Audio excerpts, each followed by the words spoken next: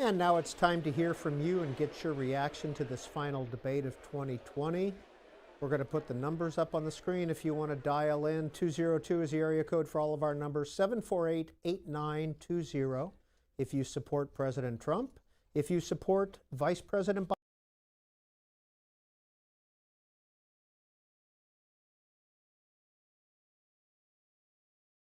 Let's move on to American families and the economy.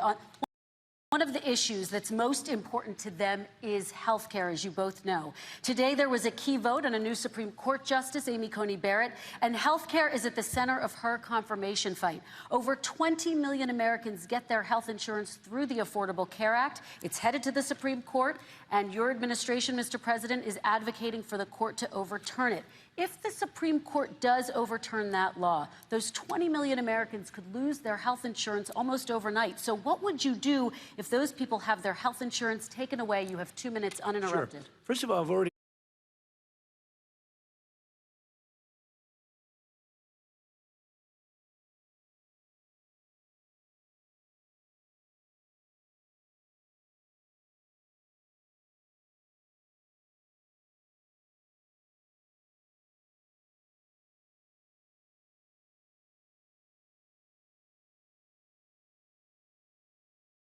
done something that nobody thought was possible.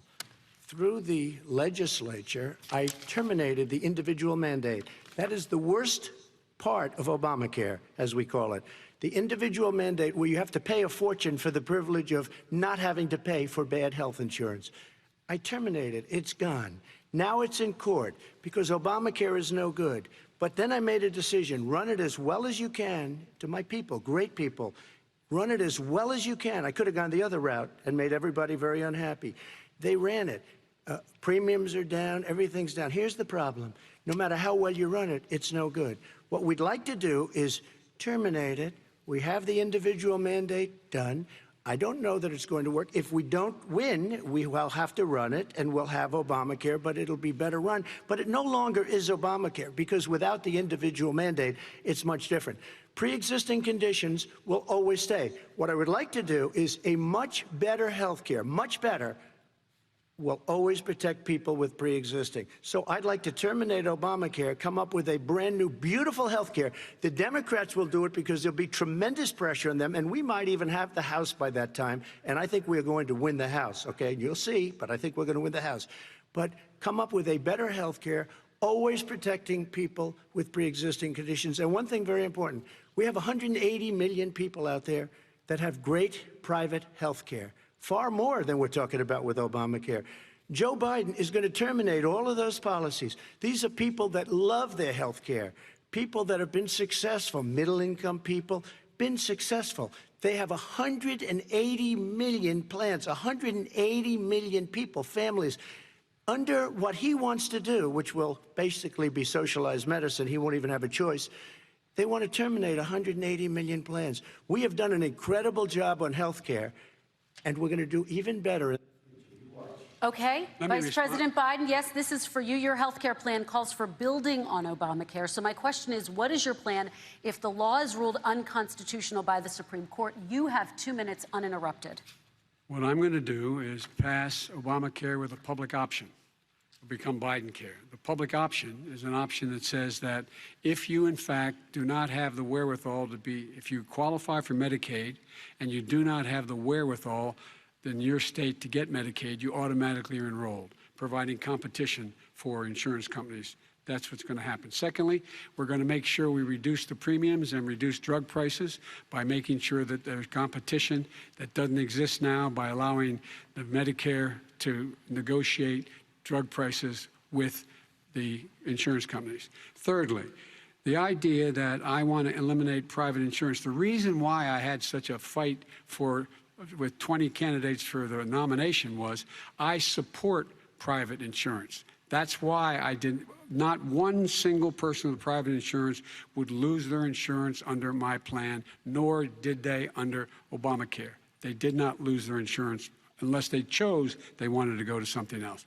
Lastly, we're going to make sure we're in a situation that we actually protect pre-existing. There's no way he can protect pre-existing conditions. None, zero. You can't do it in the ether. He's been talking about this for a long time.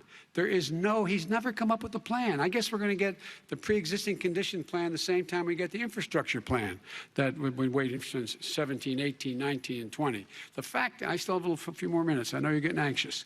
The fact is that he's already cost the American people, because of his terrible handling of the COVID virus and the economic spillover, 10 million people have lost their private insurance. And he wants to take away 22 million more people who have it under Obamacare, and over 110 million people with pre-existing conditions. And all the people from COVID are going to have pre-existing conditions. What are they going to do? I have a follow-up for you, Vice President Biden. It relates to something that President Trump said. He's accusing you of wanting socialized medicine. What do you say to people who have concerns that your health care plan, which includes a government insurance option, takes the country one step closer to a health care system run entirely by the government? What's your response to them? I say it's ridiculous. It's like saying that, the idea that the fact that there's a public option that people can choose, that makes it a socialist plan. Look, the difference between the president, I think health care is not a privilege, it's a right. Everyone should have the right to have affordable health care. And I am very proud of my plan. It's gotten endorsed by all the major labor unions, as well as a whole range of other people who, in fact, are concerned in the medical field. This is something that's going to save people's lives, and this is going to give some people an opportunity to have health care for their children. How many of you home are worried and rolling around in bed tonight wondering what in God's name you're going to do if you get sick because you've lost your home insurance, your health insurance your company's gone under? We have to provide health insurance for people at an affordable rate, and that's what I do. President Trump, Excuse me, he was your there response. for 47 years. He didn't do it. He was now there as vice president for 8 years, and it's not like it was 25 years ago. It was 3 3/4. It was just a little while ago, right? Less than 4 years ago. He didn't do anything. He didn't do it. He wants socialized medicine, and it's not that he wants it. His vice president, I mean, she is more liberal than Bernie Sanders and wants it even more. Bernie Sanders wants it. The Democrats want it. You're going to have socialized medicine, just like he went with fracking. We're not going to have fracking. We're going to stop fracking. We're going to stop fracking. Then he goes to Pennsylvania after he gets a nomination, where he got very lucky to get it. And he goes to Pennsylvania and he says, oh, we're going to have fracking. And you never asked that question. And by the way, so far, I respect very much the way you're handling this, I have to say. By the way. But somebody should ask the question. You can ask he goes for a year. There will be no fracking.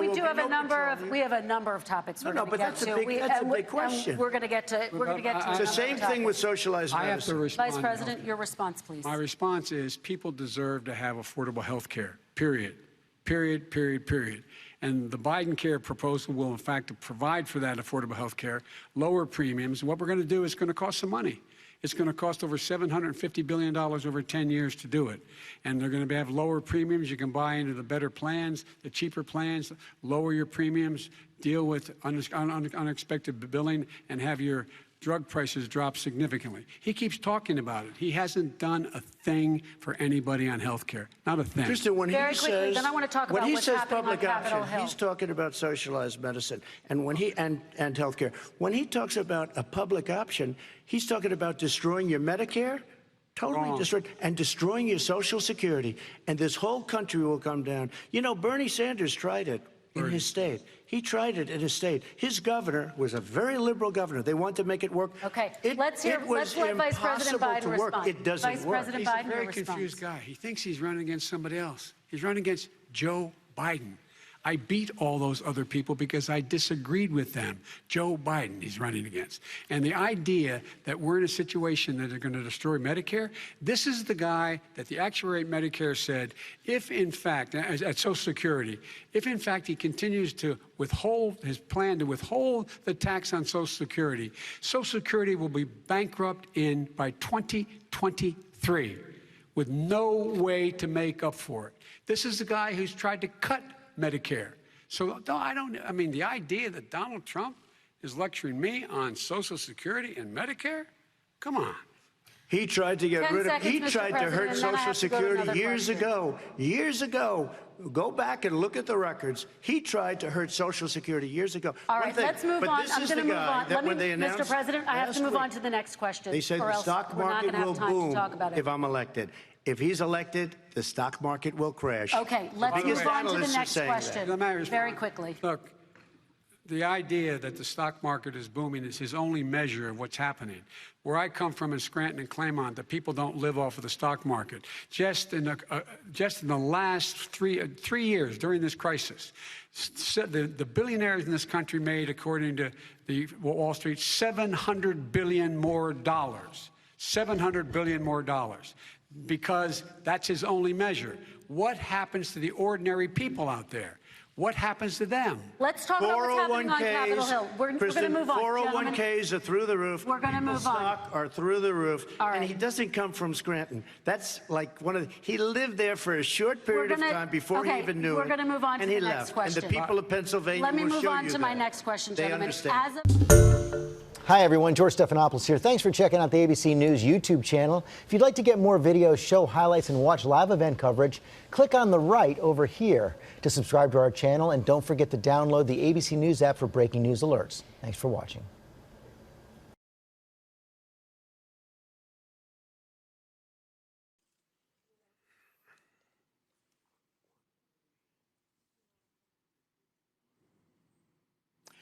Good evening from the Health Education campus of Case Western Reserve University and the Cleveland Clinic. I'm Chris Wallace of Fox News, and I welcome you to the first of the 2020 presidential debates between President Donald J. Trump and former Vice President Joe Biden. This debate is sponsored by the Commission on Presidential Debates. The commission has designed the format, 6 roughly 15-minute segments with 2-minute answers from each candidate to the first question, then open discussion for the rest of each segment. Both campaigns have agreed to these rules. For the record, I decided the topics and the questions in each topic. I can assure you, none of the questions has been shared with the commission or the 2 candidates.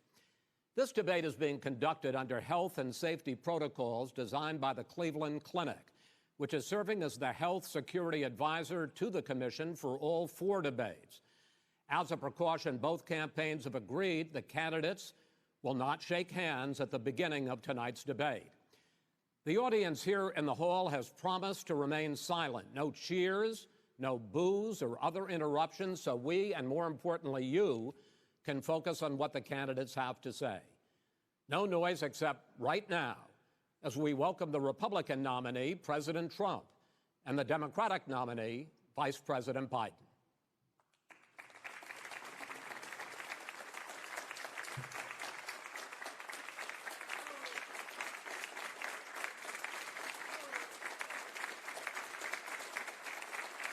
How you doing, man? How are you? I'm well.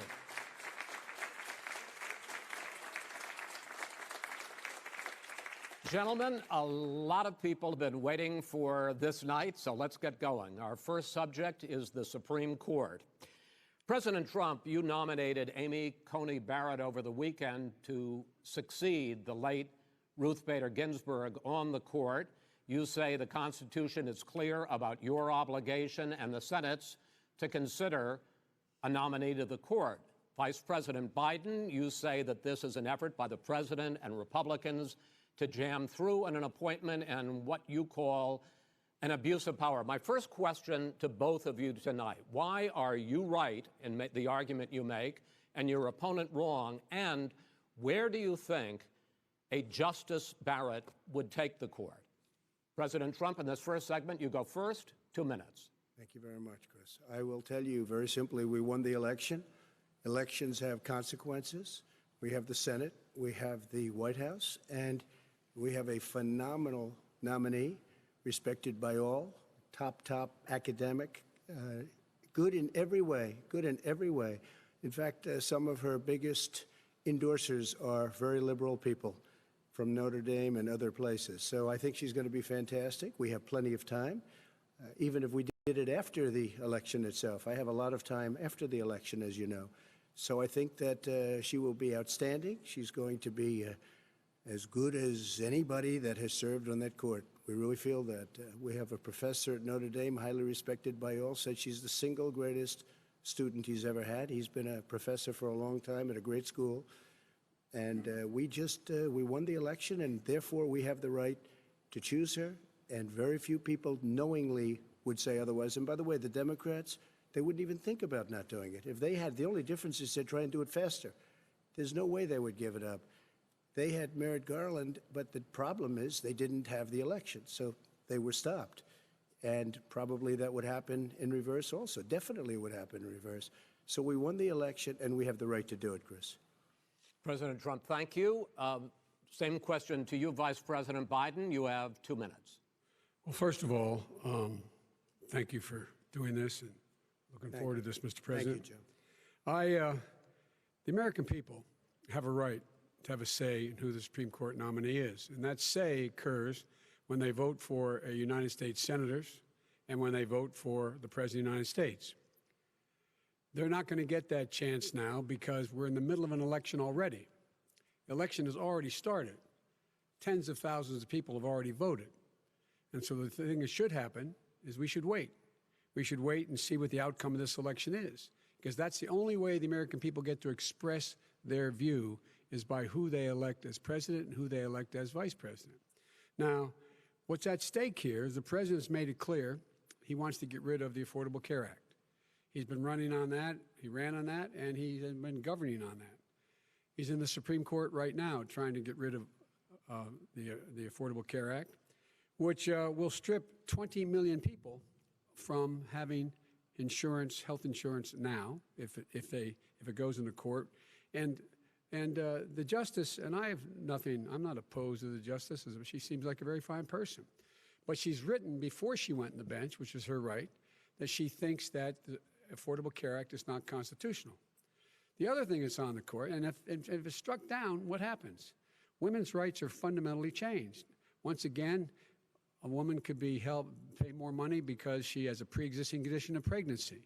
They were able to charge a woman more for the same exact procedure a man gets. And that ended when we, in fact, passed the Affordable Care Act. And there's 100 million people who have pre-existing conditions, and they'll be taken away as well. Those pre-existing conditions, the insurance companies are going to love this. And so it's just not appropriate to do this before this election. If he wins the election and the Senate is Democrat or Republican, then he goes forward. If not, we should wait until February. All right. There aren't 100 million people with pre-existing conditions. As far as the say is concerned, the people already had their say. Okay, Justice Ginsburg said very powerfully, very strongly, at some point, 10 years ago or so, she said a president and the Senate is elected for a period of time, but a president's elected for 4 years. We're not elected for 3 years. I'm not elected for 3 years. So we have the Senate, we have a president. He's elected to the next during election. that period of time, we have an opening. I'm not elected for 3 years. I'm elected for 4 years. And the 100 million people, Joe, the 100 million people is totally wrong. I don't know where you got that number. The bigger problem that you have is that you're going to extinguish 180 million people with their private health care that they're very happy with. That's simply not true. Well, you're certainly going to socialist. You're going to socialist medicine. We're now into, gentlemen, we're now into open discussion. Open discussion. Open discussion. Yes, I agree. Go ahead, Vice President. Number Biden. one, he knows that what I proposed. What I proposed is that we expand Obamacare and we increase it. We do not wipe any, and one of the big debates we had with 23 of my colleagues trying to win the nomination that I won, were saying that Biden wanted to allow people to have private insurance still. They can. They do. They will under my proposal. It's not what you've said, But and it's not what your party has said. That is simply your party a lie. doesn't say it. Your party wants to go socialist medicine. My party is and me. socialist right healthcare. now, I am and the they're going to Democratic dominate Party. you, Joe. You know that. I am the Democratic Party right now. The platform of the Not according Democratic to Party Harris. is what I, in fact, approved of. What I approved of. Now, here's the deal. The deal is that it's going to wipe out pre-existing conditions. And by the way, the 200,000 people that have died on his watch, how many of those have survived? Well, there's 7 million people that contracted COVID. What does it mean for them going forward if you strike down the Affordable Care Act. And Joe, you've had pre-existing 308,000 military people dying because you couldn't provide them proper health care in the military. So don't tell me I'm about happy this. to talk about And this. if you were here, Look, it here's wouldn't the be deal. 200, it would be 2 million people because you were very late on the draw. You Late didn't on want the me to draw. ban China, which was heavily infected. You didn't want me to ban All right, gentlemen, Europe, which was heavily Mr. President, You would have been Mr. much President, later, Joe. Mr. President, much later. Mr. President, You're talking about 2 million people. You're not gonna be able to President, as shut the him up. moderator, we are going to talk about COVID in the next segment, but go ahead. Let me finish. The point is that the president also is opposed to Roe v. Wade.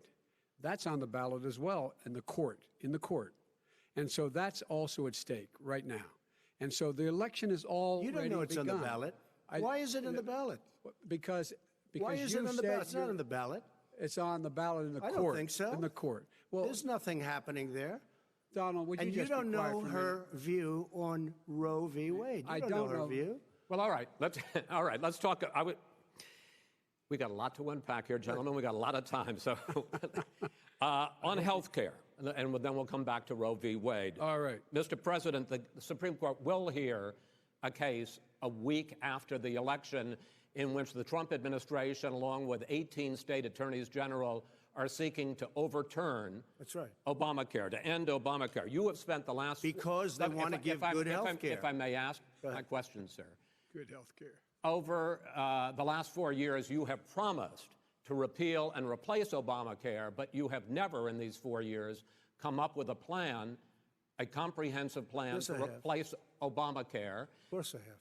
Well, I'll I give got you an rid of the and when I individual finish, mandate. I'm going to give you an Excuse opportunity. me. I got rid of the individual mandate, which was a That is big not a chunk of comprehensive That plan. is absolutely a big thing. That was the I- worst I part of didn't ask, Obamacare. sir. Chris, You're that was the debating him, worst not part me. of Obamacare. Let me ask my Well, question. I'll ask Joe.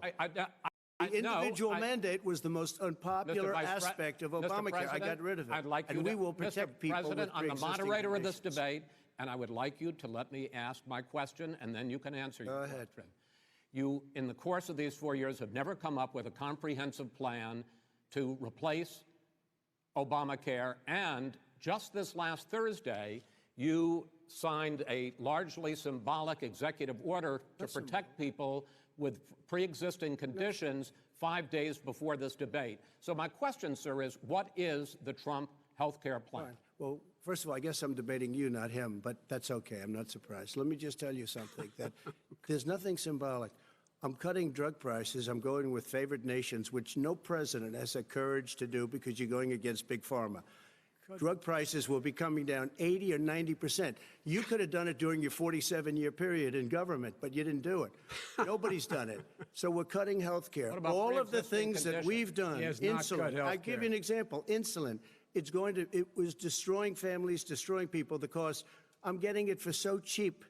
It's like water. You want to know the truth? So cheap. Take a look at all of the drugs what we're doing, prescription drug prices. We're going to allow our governors now to go to other countries to buy drugs because When in they fact- pay just a tiny fraction. As I say, of this what is we do. open discussion. No, Let but me this ask is you about, big. this This you'll be is happy, big stuff. sir. You'll be happy. I'm about to pick up on one of your points to ask the vice president, which is he points out that you would like to add a public option to Obamacare, and Yes. the argument that he makes and other Republicans make is that that is going to end private insurance. It is and not. will, if I sorry. can ask you the question, it will Not end. what your party says, by the way. It will end private insurance and create a government takeover of health care. It does not. It's only for those people who are so poor they qualify for Medicaid.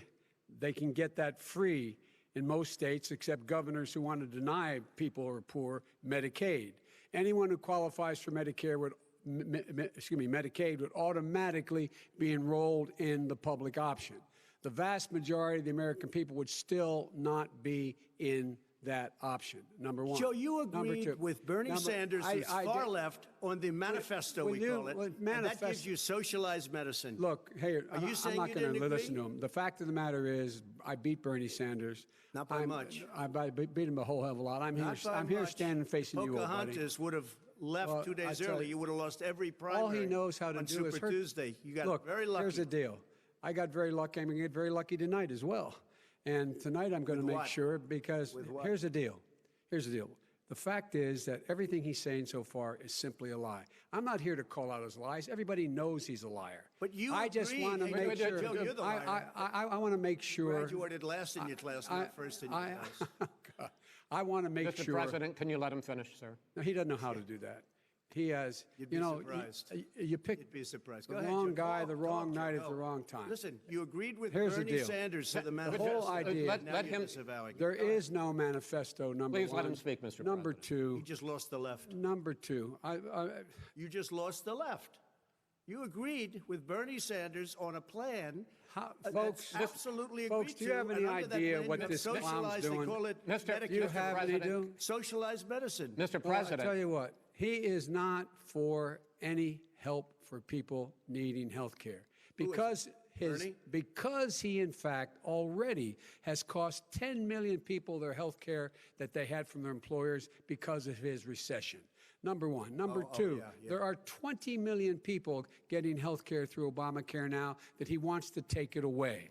He won't ever look you in the eye and say that's what he wants to do. Take it away. No, I want to give them Number better three. health care at a much lower price because and by the way, he Obamacare doesn't is know no how. good. He doesn't know how I've to do already that. fixed it. He has never I've offered already a plan. fixed it to an extent. He has never Obamacare, done a as you single might thing. know, but probably don't. Gentlemen, you realize if you're both speaking at the it's same no good, time, and it's too expensive. let the president. Go ahead, sir. Obamacare is no good. We made it better, and I had a choice to make very early on. We took away the individual mandate. We guarantee pre-existing conditions, but took away the individual mandate. Listen, this is the way it is. And that destroyed, they shouldn't even call it Obamacare. Then I had a choice to make. Do I let my people run it really well or badly? If I run it badly, they'll probably blame him, but they'll blame me. But more importantly, I want to help people, okay? I said, you got to run it so well. That's what he's and I known for. just had a meeting with them. They said, the problem is no matter how well you run Obamacare, it's a disaster. It's too expensive. I got you. Premiums I are got too it. high, That's and it what his doesn't work. people- that's what So his people we said. do want to get No, rid of it. it's Chris, an we open want to get rid of it. I and understand give it, sir, but something I have that's to. I cheaper have to and give you better. roughly equal time. Good. Please let the vice president talk. Good. He has no plan for health care. Of course we do. Please. He sends out wishful thinking. He has executive orders that have no power. He hasn't lowered drug costs for anybody. He's been promising a health care plan since he got elected. He has none, like almost everything else he talks about. He does not have a plan. He doesn't have a plan.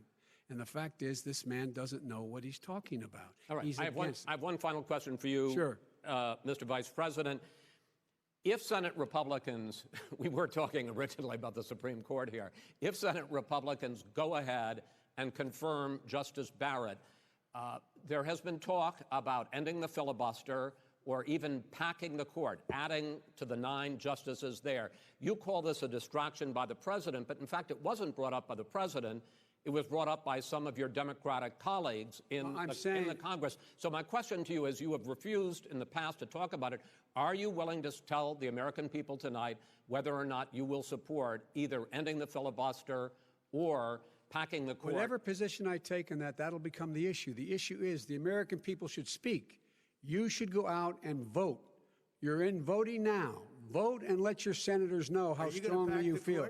Vote now. you gonna pack the Make court? sure you, in fact, let people know He doesn't wanna you're a answer the senator. question. I'm not going to answer the question Why because wouldn't you answer that because question? the question you want to put a lot of Supreme Court justices, radical left. Will you shut up, man? Listen, who is on your list, Joe? This Who's is on your so list? All right, gentlemen, I think This we've is ended so this. He's going to pack the unprecedented. court. We and have he's not going to give a list. We have ended this segment. We're going to move on to the second segment. That was really a productive segment, wasn't it? Keep yapping, man. The people understand, Joe. They sure do. 47 years you've done nothing. They understand. All right. The second subject is COVID-19, which is an awfully serious subject, so let's try to be serious about it. We have had more than 7 million cases of coronavirus in the United States, and more than 200,000 people have died. Even after we produce a vaccine, experts say that it could be months or even years before we come back to anything approaching normal. My question for both of you is, based on what you have said and done so far and what you have said you would do starting in 2021, why should the American people trust you more than your opponent to deal with this public health crisis going forward. In this case, the question goes to you first, sir. 2 minutes uninterrupted. Good luck. 200,000 dead. As you said, over 7 million infected in the United States. We, in fact, have 5%, 4% of the world's population, 20% of the deaths. 40,000 people a day are contracting COVID. In addition to that, about between 750 and 1,000 people a day are dying. When he was presented with that number, he said, it is what it is. Well, it is what it is because you are who you are. That's why it is. The president has no plan. He hasn't laid out anything. He knew all the way back in February how serious this crisis was. He knew it was a deadly disease. What did he do? He's on tape as acknowledging he knew it. He said he didn't tell us or give people a warning of it because he didn't want to panic the American people. You don't panic. He panicked. In addition to that, what did he do? He went in and we were insisting that the Chinese, the people we had on the ground in China should be able to go to Wuhan and determine for themselves how dangerous this was. He did not even ask Xi to do that. He told us what a great job Xi was doing. He said we owe him a debt of gratitude for being so transparent with us. And what did he do then? He then did nothing. He waited and waited and waited. He still doesn't have a plan. I laid out back in March exactly what we should be doing. And I laid out again in July what we should be doing. We should be providing all the protective gear possible. We should be providing the money the House has passed in order to be able to go out and get people the help they need to keep their businesses open schools that cost a lot of money.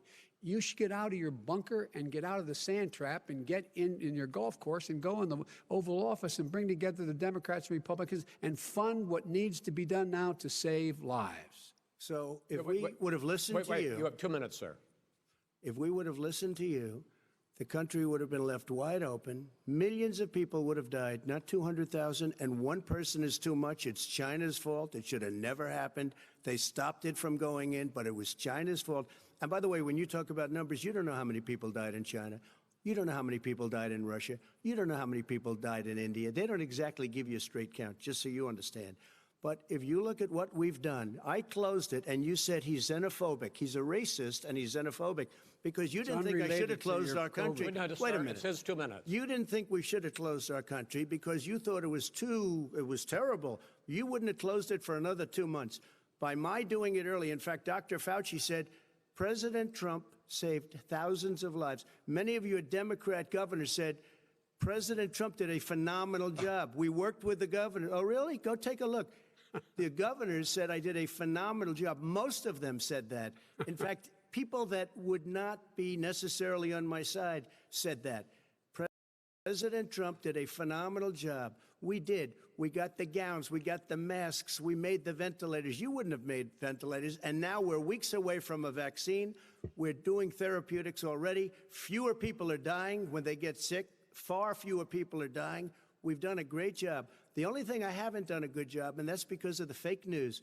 No matter what you say to them, they give you bad press on it. It's just fake news. They give you good press. They give me bad press because that's the way it is, unfortunately. But let me just tell you something. I don't care. I've gotten used to it. But I'll tell you, Joe, you could never have done the job that we did. You don't have it in your blood. You could have never done that job. I know how to do the job. I know how to get the job Well, you didn't do very well in swine flu.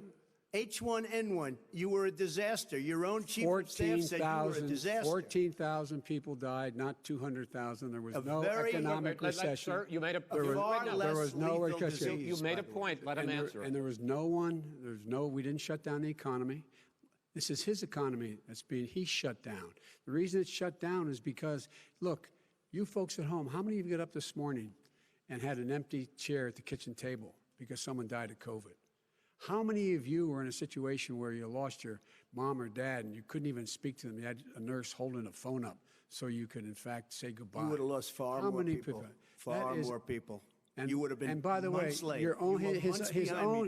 CDC director says we could lose as many as another 200,000 people between now and the end of the year. And he held up. He said, if we just wear a mask, we can save half those numbers. Just a mask. And by the way, in terms of the whole notion of a vaccine, We're for a vaccine, but I don't trust him at all, nor do you. I know you don't. What we trust is a scientist. You don't we trust Dr. Johnson Fauci. & Johnson, Pfizer? And Okay, by the way, gentlemen, let me move on to questions about the future, because you both have touched on two of the questions I'm going to ask. Focusing on the future first, President Trump, you have repeatedly either contradicted or been at odds with some of your government's own top scientists. The week before last, the head of the Centers for Disease Control, Dr. Redfield, said it would be summer before the vaccine would become generally available to the public. You said that he was confused and mistaken. Those were your two words. Yeah. But Dr. Slaoui, the head of your Operation Warp Speed, has said exactly the same thing. Are they both wrong? Well, I've spoken to the companies, and we can have it a lot sooner. It's a very political thing because people like this would rather make it political than save lives. It is a very political thing. I've spoken to Pfizer. I've spoken to all of the people that you have to speak to. We have great Moderna, Johnson & Johnson, and others. They can go faster than that by a lot. Become very political because the left, or I don't know if I call them left, I don't know what I call them. So you're suggesting that the head of your Operation Warp Speed, Dr. Slaoui... I disagree with him. Yeah, no, I disagree with both of them. And he didn't say that. He said it could be there, but it could also be much sooner. I had him in my office 2 days ago. He talked about the summer, sir, before it's generally available, just like He Dr. said it's a Redfield. possibility that we'll have the answer before November 1st. It could also I'm be talking after about when it's that. generally available, not when it will we're be. going to deliver it right away. We have the military all set up. Logistically, they're all set up. We have our military that delivers soldiers, and they can do 200,000 a day. They're going to be this delivering is the the same vaccine. man It's who all told set you up. by Easter this would be gone away. By the warm weather, it'd be gone. Miraculous, like a miracle. And by the way, maybe you could inject some bleach in your arm, and that would take care of it. This is the same man. That was said sarcastically, That was you him. know that. I That was said sarcastically. And so here's the deal. This man is talking about a vaccine. Every serious company is talking about maybe having a vaccine done by the end of the year. But the distribution of that vaccine will not occur until sometime beginning or the middle of next year to get it out, if we get the vaccine. And pray God we will. Pray God we will. Mr. Vice President, I want to pick up You'll have on the that. vaccine sooner I want to than pick that. up on this question, though. You say the public can trust the scientists, but they can't trust President Trump. In fact, you said that again tonight. Your running mate, Senator Harris, goes further, saying the public health experts, quote, will be muzzled, will be suppressed. Given the fact that polls already show that people are concerned about the vaccine and are reluctant to take it, are you and your running mate, Senator Harris, contributing to that fear? No more than the question you just asked him. You pointed out. He puts pressure and disagrees with his own scientists. But you're saying Everybody you can't, or knows. Senator And Harris is saying no, you can't trust the scientists. No, you can trust the scientists. She didn't say that. You can't trust She said the public health Did say experts, that. quote, will be muzzled, will be suppressed. Well, that's what he's going to try to do. But there's millions of scientists, there's thousands of scientists out there, like here at this great hospital, that don't work for him.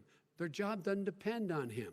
That's not, they're the people, and by the way. I spoke to the and scientists that are in and by charge. the way, They will have and the vaccine very soon. Let him finish. do you believe for a moment what he's telling you in light of all the lies he's told you about the whole issue relating to COVID?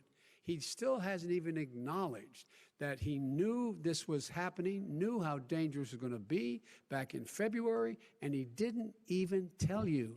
He's on record as saying it. He panicked or he just looked at the stock market, one of the two, because guess what?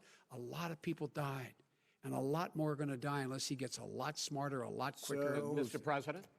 Did you use the word smart? So you said you went to Delaware State, but you forgot the name of your college. You didn't go to Delaware State. You graduated either the lowest or almost the lowest in your class. Don't ever use the word smart with me. Don't ever use that word. Oh, give me a break. Because you know what? There's nothing smart about you, Joe. 47 years you've done nothing. Let's have this debate. And if We'll you see would have who's had, let me just tell you something, Joe. No, if you would have had the charge of what I was put through, I had to close the greatest economy in the history of our country. And by the way, now it's being built again. see, and he's it's We're going to going get up to the fast. economy in the next segment, sir. Okay. It's going up fast. I look Okay. forward to talking. When it comes to how the virus has been handled so far, the two of you have taken very different approaches, and this is going to affect how the virus is handled going forward by whichever of you ends up becoming the next president. I want to quickly go through several of those. Reopenings. Vice President Biden, you have been much more reluctant than President Trump about reopening the economy and schools. Why, sir? Because he doesn't have a plan. If I were running, I know what the plan is. You've got to provide these businesses the ability to have the money to be able to reopen with the PPE as well as with the sanitation they need. You have to provide Tell that them to Nancy plastic. Pelosi. Well, he just shush for a minute. Tell it to Nancy Pelosi. And Schumer, by the Brian way, Chuck. Nancy Pelosi and Schumer, they have a plan. He won't even meet with them. The Republicans won't meet with him in the Senate. And he sits on his golf course. And, well, I mean, literally, think about it. You probably play more than I do, Joe. What about this question of reopenings and the fact? Well, he wants to shut down this country, and I want to keep it open. And we did a great thing by shutting it down. Wait a minute, Joe. Let me shut you down for a second, Joe, just for 1 second. He wants to shut down the country. We just went through it. We had to because we didn't know anything about the disease. Now we found that elderly people with heart problems and diabetes and different problems are very, very vulnerable. We learned a lot. Young children aren't.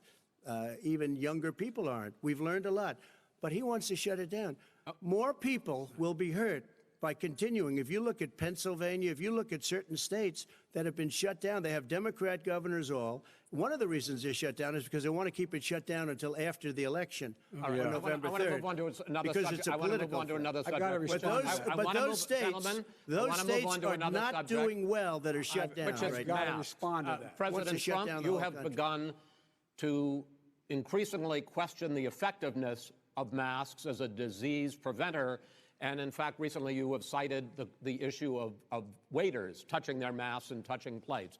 Are you questioning No, I think the masks efficacy are of okay. of You have to masks? understand, if you look, I mean, I have a mask right here. I put a mask on, when I think I need it.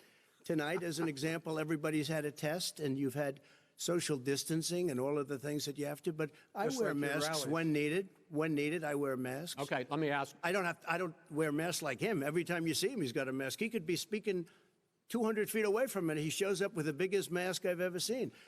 I will say this. Vice President Biden, go ahead, sir. Look, the way to open businesses is give them the wherewithal to be able to open.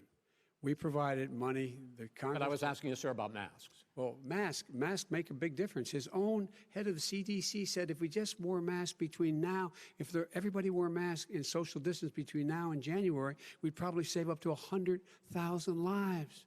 It matters. And they've also said the opposite. They've also said no serious person said the opposite. They've No also said, well, look serious at I wanna Dr. ask you- Fauci. Dr. Fauci said the He opposite. did not I say want to the ask you, we opposite. got a said little very bit more than a strongly, minute left in this masks segment. are not good. Then he changed his mind. He said masks are good. I'm wanna okay ask- with masks. I I'm want to not ask you fighting both about masks. one last subject because your different approaches has even affected the way that you have campaigned. President Trump, you're holding large rallies with crowds packed together, thousands of people. Outside. Outside, yes, sir, agreed. Vice President Biden, you are holding much smaller events with Because nobody will show up. people with Well, it's true. Nobody shows up to his rallies. All right. In any case, why you holding the big rallies? Why you not? You go first, sir. Because people want to hear what I have to say. I mean, But are you I've not done a worried great about it job spreading as a disease? president, and I'll have 35,000 people show up at airports. We use airports. Are you and not worried hangars, about and we the have a disease lot of issue, people. sir? Well, so far we have had no problem whatsoever. It's outside. That's a big difference, according to the experts. And we do them outside. We have tremendous crowds, as you see. I mean, and literally on 24 hours notice. And Joe does the circles and has 3 people someplace. Okay. By the way, did you see sir. one of the last big rallies he has? And a reporter came up to him to ask him a question. He said, no, stand back. Put on your mask. Put on a mask. Have you been tested? I'm way far away from those other people. That's what he said. I can't. I'm going to be okay. He's not worried about you. He's not worried about the people out there breathing in one another. We've had no negative cheek to effect. jowl. No negative effect. We've Come had on. no negative effect. And we've had 35,000, 40,000 All right. people wanna at these rallies. Just Yes. quickly finish up because I want to move on to our next. Yes, I would. He's been totally irresponsible the way in which he has handled the social distancing and people wearing masks, basically encouraged them not to.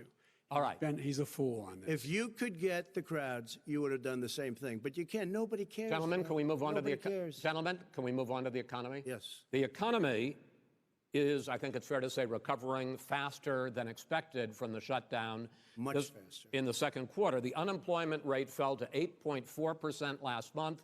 The Federal Reserve says the hit to growth, which is going to be there, is not going to be nearly as big as they had expected. President Trump, you say we are in a V-shaped recovery. Vice President Biden, you say it's more of a K-shape.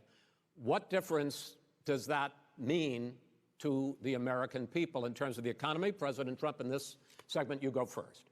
So we built the greatest economy in history. We closed it down because of the China plague. When the plague came in, we closed it down, which was very hard psychologically to do. He didn't think we should close it down, and he was wrong. And again, 2 million people would be dead now instead of still 204,000 people is too much. One person is too much. Should have never happened from China. But what happened is we closed it down, and now we're reopening, and we're doing record business. We had 10.4 million people in a 4-month period that we've put back into the workforce. That's a record the likes of which nobody's ever seen before. And he wants to close down he will shut it down again. He will destroy this country. You know, a lot of people, between drugs and alcohol and depression, when you start shutting it down, you take a look at what's happening in some of your Democrat-run states where they have these tough shutdowns. And I'm telling you, it's because they don't want to open it. One of them came out last week. You saw that. Oh, we're going to open up on November 9th. Why November 9th? Because it's after the election. They think they're hurting us by keeping them closed. They're hurting people. People know what to do. They can social distance. They can wash their hands. They can wear masks. They can do whatever they want. But they got to open these states up. When you look at North Carolina, when you look, and these governors are under siege, Pennsylvania, Michigan, and a couple of others, you got to open these states up. It's not fair. You're talking about almost, it's like being in prison. And you look at what's going on with divorce, look at what's going on with alcoholism and drugs. It's a very, very sad thing. And he'll close down the whole country. This guy will close down the whole country and destroy our country. Our country is coming back incredibly well, setting records as it does it. We don't need somebody to come in and say, let's shut it down. All right. Your 2 minutes, sir. We're now moved to you.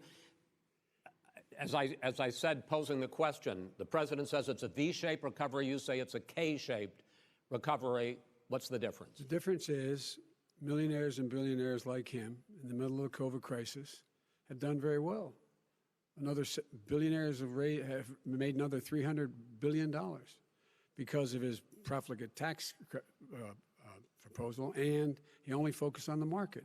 But you folks at home, you folks living in Scranton and Claymont and all the small towns and working class towns in America, how well are you doing? This guy paid a total of $750 in taxes. Sir, wait, no, sir, it's just the wrong state. Yeah, I understand. You've agreed to the 2 minutes, so please let him have it. Do I get my time back?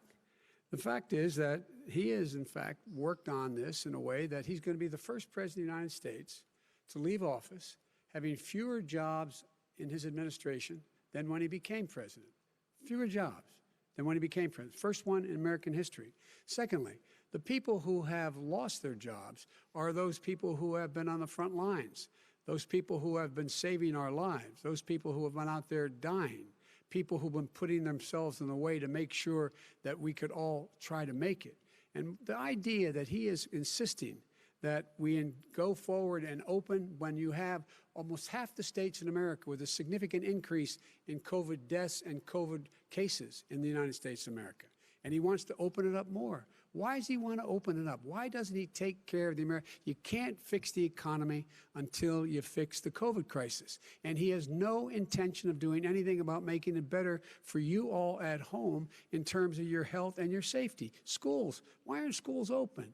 Because it costs a lot of money to open them safely. You know, they were going to give, his administration was going to give the teachers and school students masks. And then they decided, no, couldn't do that because it's not a national emergency. Not a national emergency. They've done nothing to help small businesses. Nothing. They're closing. 1 in 6 is now gone. He ought to get on the job and take care of the needs of the American people so we can open safely. All right. Your time is up, sir. Well, we are going to get to... I have to respond to that. Well, you both had 2 minutes, sir. Excuse me, he made a statement. So did you. People want their schools, no, people want their schools open. They don't want to be shut down. They don't want their state shut down. They want their restaurants. I look at New York. It's so sad what's happening in New York. It's almost like a ghost town, and I'm not sure it can ever recover what they've done in New York. People want their places open. They want to get back to their lives. People They'll want be to be careful, safe. but they want their schools open. People want I'm to the be one that safe. brought back football. By the way, I brought back Big Ten football. It was me, and I'm very happy to do it. And All right, the people of Ohio are very proud of me. And you know We're how going to I get found back. out? When he took a Gentlemen, phony we're going to ad. get to your economic plans going forward in a moment. But first, Mr. President, as you well know, there's a new report that in 2016, the year you were elected president, and 2017, your first year as president, that you paid $750 a year in federal income tax each of those years. I know that you pay a lot of other taxes, but I'm asking you the specific question. Is it true that you paid $750 in federal income taxes each of those 2 years? I paid millions of dollars in taxes, millions of dollars of income tax. And let me just tell you, there was a story in one of the papers. Show us your tax I paid returns. $38 million one year. I paid $27 million Show us your tax one year. returns. I went, you'll see it as soon as it's finished. You'll see it. You know, if you want to go to the Board of Elections.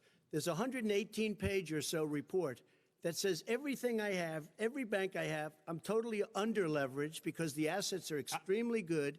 And we have a very, I built Sir, a great I'm asking company. you a specific question, which is... Let me tell you. I understand all of that. Release your I tax understand all return. of that. But let me- No, Mr. President. Go ahead. I'm asking you a question. Will you tell us how much you paid in federal income taxes in 2016 and 2017? Millions of dollars. You paid millions of dollars? Millions of dollars. So yes. not 750? Millions of dollars. And you'll get to see it. I- And you'll get to When? see it. But let me just Inshallah? tell you, Chris, let me just tell you something, that it was the tax laws. I don't want to pay tax. Before I came here, I was a private developer. I was a private business people. Like every other private person, unless they're stupid, they go through the laws, and that's what it is. He passed a tax bill that gave us all these privileges for depreciation and for tax credits. We build a building and we get tax credits, like the hotel on Pennsylvania Avenue. You get a massive, which, by the way, was given to me by the Obama administration, if you can believe that. Now, the man got fired right after that happened. But Vice President Biden, you want to respond? Yeah, I do want to respond. Look, the tax code that made him, put him in a position that he pays less tax than a school teacher on the money a school teacher makes, is because of him he says he's smart because he can take advantage of the tax code. And he does take advantage of the tax code. That's why I'm going to eliminate the Trump tax cuts. And I'm going to eliminate those tax cuts and make sure that we invest in the people who, in fact, need the help.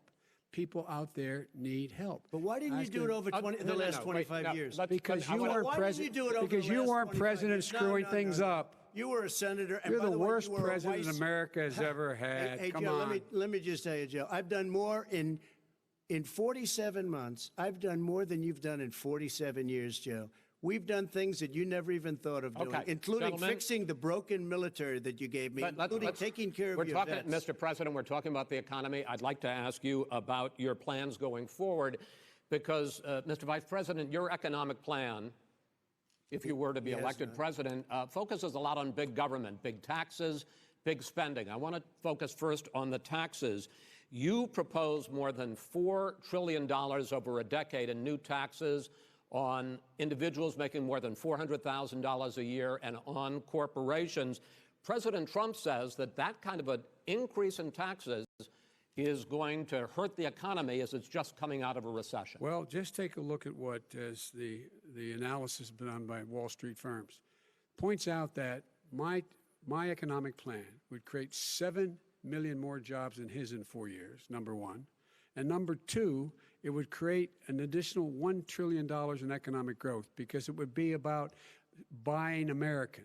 That we're going to make, this federal government spend $600 billion a year on everything from ships to steel to buildings and the like. And under my proposal, we're going to make sure that every penny of that has to be made by a company. But respectfully, sir, I'm talking about taxes, not spending. By the way, I'm going to eliminate a significant number of the tax. I'm going to make the The corporate tax, 28%. It shouldn't be 21%. You have 91 companies, in the Fortune 500, who don't pay a single penny in tax, making billions of dollars. Why didn't you do it before when you were vice president with Obama? Because you, in fact, passed that. That was right. your tax proposal. I got it done. And you know what happened? Yeah, you got it done. Our economy boomed And like it's never boomed The economy before. is Mr. busted. President, Let me finish. Mr. President, let me pick up on that. You would continue your free market approach, lower taxes, more deregulation, correct? Not lower taxes for American people. But let me. Excuse me. But in Obama's, you talk about the economy booming. It turns out that in Obama's final 3 years as president, more jobs were created, 1.5 million more jobs than in the first 3 years of your presidency. They had the slowest recovery economic recovery since 1929. It was the slowest recovery. Also, they took over something that was down here. All you had to do is turn on the lights and you pick up a lot. But they had the slowest economic recovery since 1929. Let me tell you about the stock market. When the stock market goes up, that means jobs. It also means 401ks. If you got in, if you ever became president with your ideas, you want to terminate my taxes, I'll tell you what, you'll lose half of the companies that have poured in here will leave, and plenty of companies that are already here, they'll leave for other places. They will leave, and you will have a depression.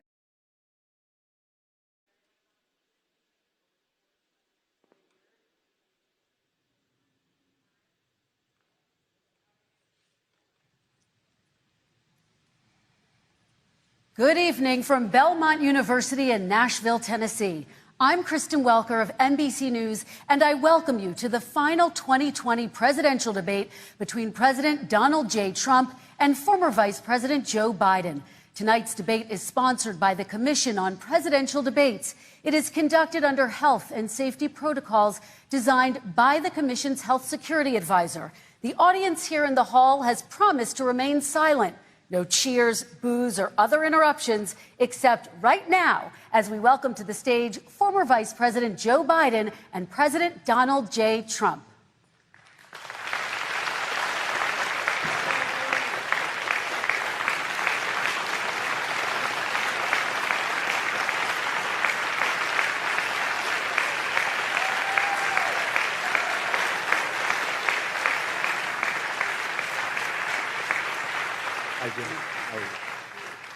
And I do want to say a very good evening to both of you. This debate will cover 6 major topics. At the beginning of each section, each candidate will have 2 minutes uninterrupted to answer my first question. The debate commission will then turn on their microphone only when it is their turn to answer, and the commission will turn it off exactly when the 2 minutes have expired.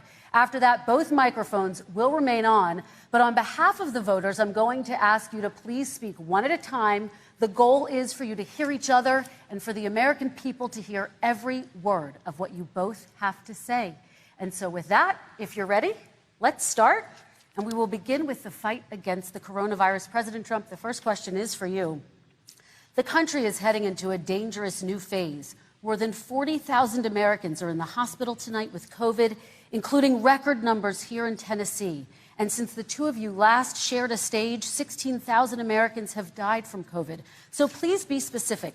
How would you lead the country during this next stage of the coronavirus crisis? 2 minutes, uninterrupted. So, as you know, 2.2 million people modeled out were expected to die.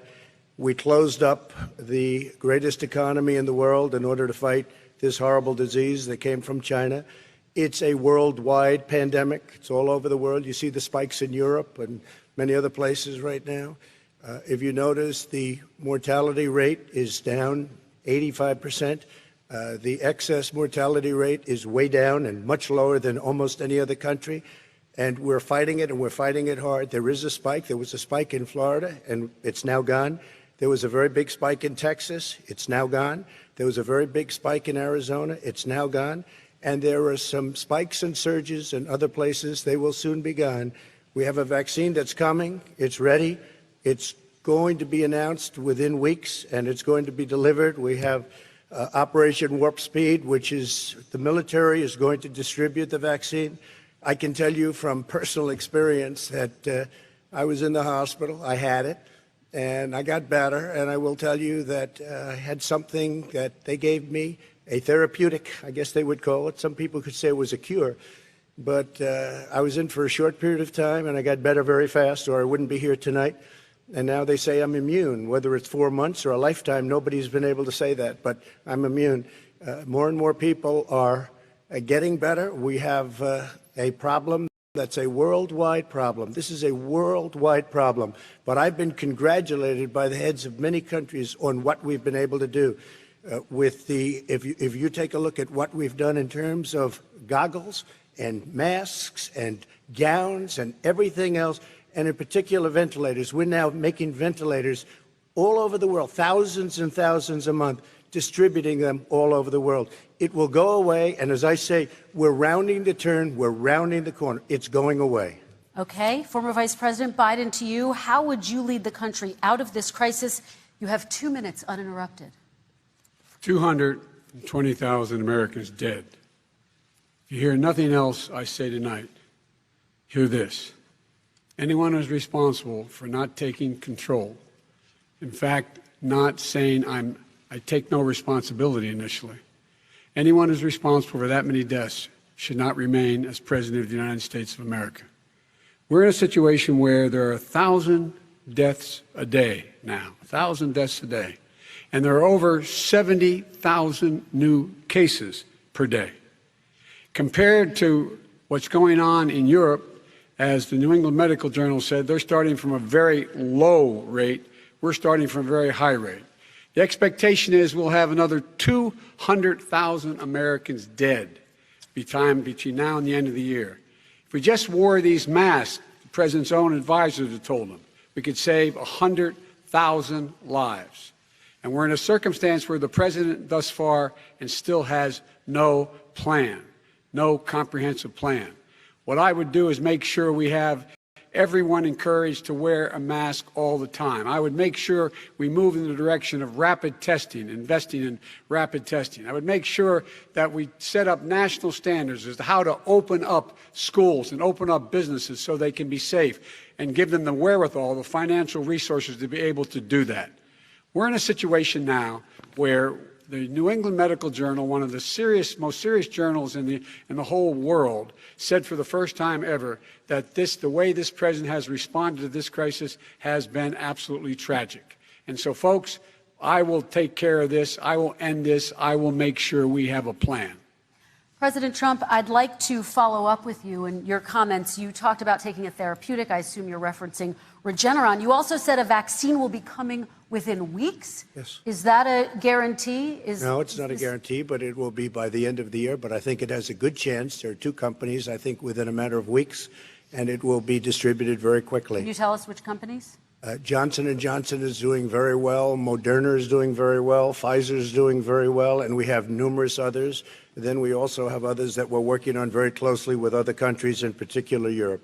Let me follow up with you, and because this is new information, you have said a vaccine is coming soon, within weeks now. Your own officials say it could take well into 2021 at the earliest for enough Americans to get vaccinated. And even then, they say the country will be wearing masks and distancing into 2022. Is your timeline realistic? No, I think my timeline is going to be more accurate. I don't know that they're counting on the military the way I do, but we have our generals lined up, one in particular, that's the head of logistics. And this is a very easy distribution for him. He's ready to go as soon as we have the vaccine. And we expect to have 100 million vials. As soon as we have the vaccine, he's ready to go. Vice President Biden, your reaction, and just 40% of Americans say they would definitely agree to take a coronavirus vaccine if it was approved by the government. What steps would you take to give Americans confidence in a vaccine if it were approved? Make sure it's totally transparent.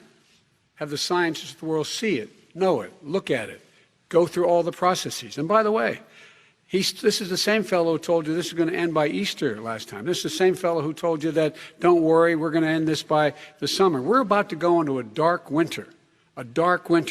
And he has no clear plan, and there's no prospect that there's going to be a vaccine available for the majority of the American people before the middle of next year. President Trump, your reaction, he says you have no plan. I don't think we're going to have a dark winter at all. We're opening up our country. We've learned and studied and understand the disease, which we didn't at the beginning. When I closed and banned China from coming in heavily infected, and then ultimately Europe, but China was in January. Months later, he was saying I was xenophobic. I did it too soon. Now he's saying, oh, I should have, moved quicker. But he didn't move quicker. He was months behind me, many months behind me. And frankly, he ran the H1N1 swine flu, and it was a total disaster, far less lethal, but it was a total disaster. Had that had this kind of numbers, 700,000 people would be dead right now, but it was a far less lethal disease. Look, his own person who ran that for him, who, as you know, was his chief of staff, said it was catastrophic, it was horrible, we didn't know what we were doing. Now he comes up and he tells us how to do this. Also, everything that he said about the way every single move that he said we should make, that's what we've done. We've done all of it. But he was way behind us. Vice President Biden, your response. My response is he is xenophobic, but not because he shut down access from China. And he did it late after 40 countries had already done that. In addition to that, what he did, he made sure that we had 44 people that were in there in China trying to get to Wuhan to determine what exactly the source was. What did the president say in January? He said, no, he said, he's being transparent. The president of China is being transparent. We owe him a debt of gratitude. We have to thank him. And then what happened was we started talking about using the Defense Act to make sure we go out and get whatever is needed out there to protect people. And again, I go back to this. He had nothing. He did virtually nothing. And then he gets out of the hospital and he talks about, don't worry, it's all going to be over soon. Come on. There's not another serious scientist in the world who thinks it's going to be over soon. President Trump, your reaction? I say over soon. I say we're learning to live with it. We have no choice. We can't lock ourselves up in a basement like Joe does. He has the ability to lock himself up. I don't know. He's obviously made a lot of money someplace, but he has this thing about living in a basement. People can't do that. By the way, I, as the president, couldn't do that. I'd love to put myself in the basement or in a beautiful room in the White House and go away for a year and a half until it disappears. I can't do that. And Kirsten, every meeting I had, and I'd meet a lot of families, including Gold Star families and military families, every meeting I had, and I had to meet them. I had to. It would be horrible to have canceled everything. I said, this is dangerous. And you catch it. And, I caught it. I learned a lot. Great doctors, great hospitals. And now I recovered. 99.9% of young people recover. 99% of people recover. We have to recover. We can't close up our nation. We have to open our school, and we can't close up our nation, or you're not going to have a nation. And of course, the CDC has said young people can get sick with COVID-19 and can pass it. Vice President Biden, I want to talk broadly about strategy, though. Can I respond to that? 30 seconds, please, and then I have a question. No, number one, he says that we're learning to live with it. People are learning to die with it. You folks home will have an empty chair at the kitchen table this morning. That man or wife going to bed tonight and reaching over to try to touch their, out of habit, where their wife or husband was, is gone. Learning to live with it. Come on. We're dying with it because he's never said, you said it's dangerous. When's the last time? Is it really dangerous still? Are we dangerous? You tell the people it's dangerous now? What should they do about the danger? And you say, I take no responsibility. Let me talk about your two. Excuse me, I take full responsibility. It's not my fault that it came here. It's China's fault. And you know what? It's not Joe's fault that it came here either. It's China's fault. They kept it from going into the rest of China for the most part, but they didn't keep it from coming out to the world, including Europe and ourselves. Vice President Biden. The fact is that when we knew it was coming, when it hit, what happened? What did the president say? He said, don't worry, it's going to go away. Be gone by Easter. Don't worry. The warm weather. Don't worry. Maybe inject bleach. He said he was kidding when he said that, but a lot of people thought it was serious. A whole range of things the president has said. Even today, he thinks we are in control. We're about to lose 200,000 more people. President Trump. Look, perhaps just to finish this, I was kidding on that, but just to finish this, when I closed, he said I shouldn't have closed. And that went on for months. Nancy Pelosi said the same thing. She was dancing on the streets in Chinatown in San Francisco. But when I closed, he said, this is a terrible thing. You're xenophobic. I think he called me racist even. And because I was closing it to China. Now he says I should have closed it earlier. It just, Joe, it doesn't work. I didn't say either of those things. You I didn't certainly say should have did. closed You early, certainly and I did. I talked about a xenophobia in a different context. It wasn't about closing the border to Chinese coming to the United States. All right, I want to talk about both of your different strategies to handling He thought this. I shouldn't have closed the border. Well, let's- That's obvious. Do you want to respond to that quickly, Vice President No. Biden? Okay.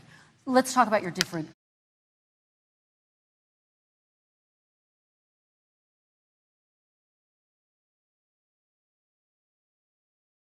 strategies toward dealing with this. Mr. Vice President, you suggested you would support new shutdowns if scientists recommended it. What do you say to Americans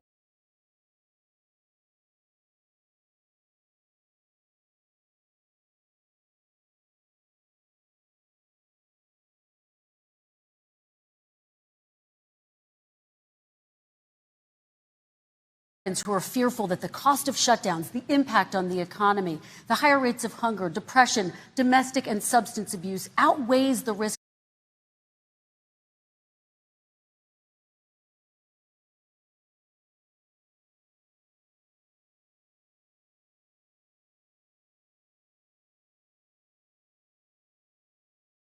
of exposure to the virus? What I would say is I'm going to shut down the virus, not the country. It's his ineptitude that caused the country to have to shut down in large part, why businesses have gone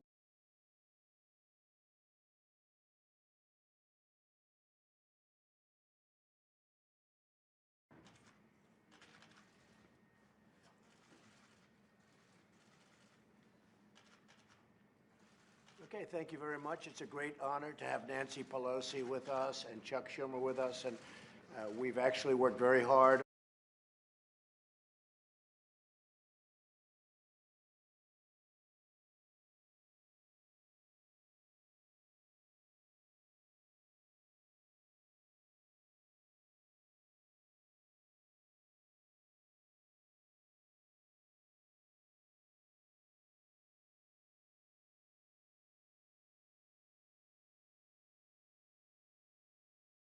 On a couple of things that are happening. Criminal justice reform. As you know, we just got word that Mitch McConnell and the group, we're going to be putting it up for a vote. We have great Democrat support, great Republican support. So criminal justice reform, something that people have been trying to get, how long, Nancy? Many years. A long time. Many, many years. Looks like it's going to be passing, hopefully. Famous last words, on a very bipartisan way, and it's really something we're all very proud of. And again, tremendous support from Republicans and tremendous support from Democrats, and I think it's going to get a very good vote. And we'll see soon enough, but it'll be up for a vote very shortly. A lot of years they've been waiting for it.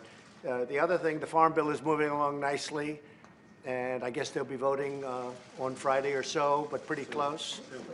And we think the Farm Bill's in very good shape. A lot of good things are happening with it, and our farmers are well taken care of. And again, that'll be quite bipartisan, and it'll happen pretty soon. And then we have the easy one, the wall. That'll be the one that will be the easiest of all. What do you think, Chuck? Maybe not? It's called funding the government, Mr. President. So we're going to see, but I will tell you the wall will get built. We'll see what happens. It is not an easy situation because the Democrats have a different view, I think, than I can say the Republicans. We have great Republican support. We don't have Democrat support. But we're going to talk about that now. We're going to see. One thing that I do have to say is tremendous amounts of wall have already been built, and a lot of wall when you include the renovation of existing fences and walls. We've renovated a tremendous amount. And we've done a lot of work. In San Diego, we're building new walls right now, and we've, right next to San Diego, we've completed a major section of wall, and it's really worked well.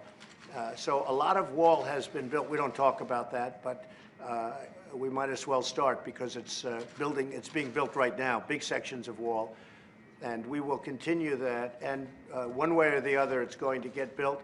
I'd like not to see a government closing, a shutdown. We will see what happens over the next short period of time. but the wall is a very important thing to us. I might put it a different way. Border security is extremely important, and we have to take care of border security. When you look at what happened with the caravans, with the people, with a lot of, we shut it down. We had no choice. We shut it.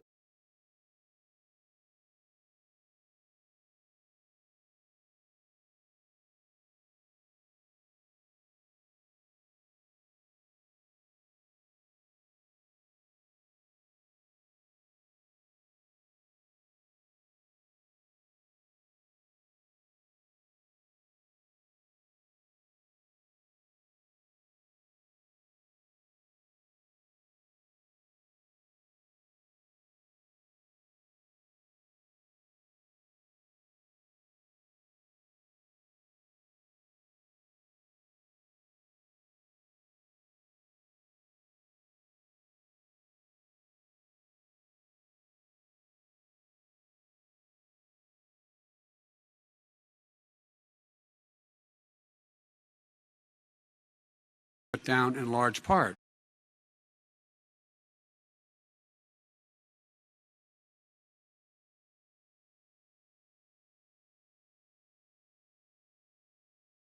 Why businesses have gone under, why schools are closed, why so many people have lost their living, and why they're concerned. Those other concerns are real. That's why he should have been, instead of in a sand trap in his golf course, he should have been negotiating with Nancy Pelosi and the rest of the Democrats and Republicans about what to do